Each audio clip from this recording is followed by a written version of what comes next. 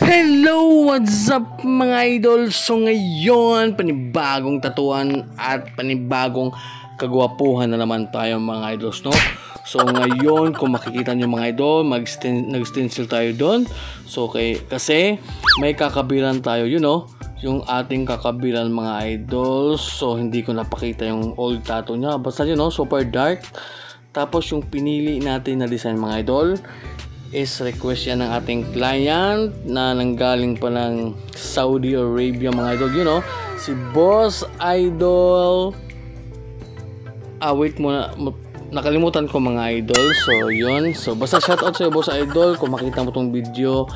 Shoutout sa'yo Boss Idol. So yun, at syempre napaka-astig talaga ni Idol kasi yung nasa pa siya sa ibang bansa ay palagi na siyang nanonood sa ating mga video mga idol. So nagpapasalamat ako mga idol.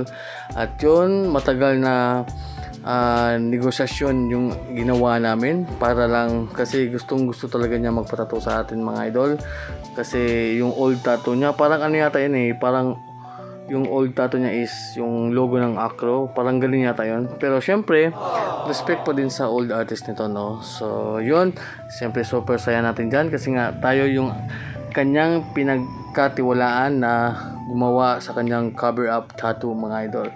So yun, maraming salamat idol. So nakalimutan ko lang yung pangalan talaga.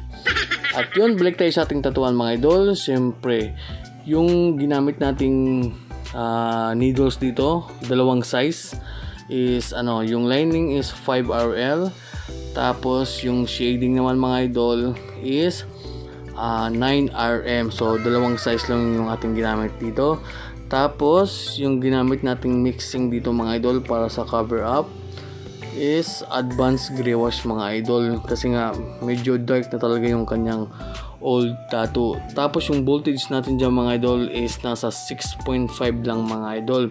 Syempre gamit pa rin natin yung ating old machine, yung Vortex Gen 2 or P2S mga idol. So kung nagtatanong kayo saan ko nabili, sa S-Guns Tattoo Supply. So natapos na pala kami mga idol. So shout out ni Boss Idol. Basta nakalimutan ko talaga mga idol.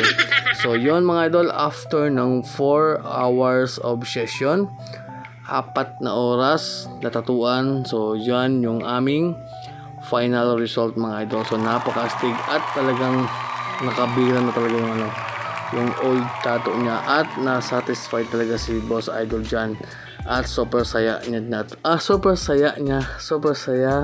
talaga. So yun, maraming salamat and God bless sa lahat and yun lang.